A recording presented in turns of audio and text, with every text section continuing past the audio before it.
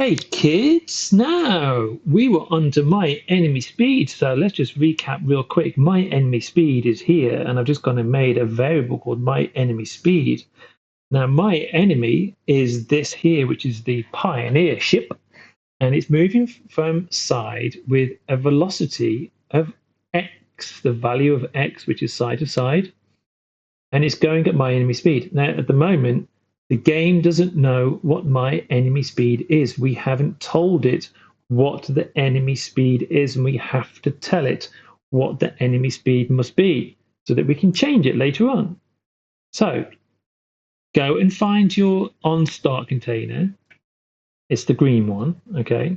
Because in a minute, we're going to put another one here. We're going to make a special one here just for your enemy speed and our game speed.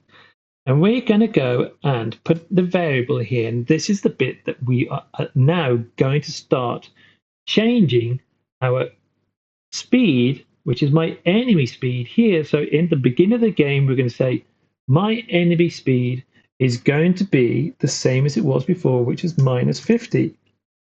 Because if we're going to put it as 50, let's go and see what it does now. Put it at 50. And so let's see what it does, because this is completely wrong. So we're going to break it. Let's go and check it out. Oh no, they're all going the wrong way. So they're all going at 50. What we want them to be going at is minus 50, which is the other way round, right? So when we go and start our game now, they're all going this way. And so what we're able to do is this enemy speed now tells us that we can go and change it however we like, okay?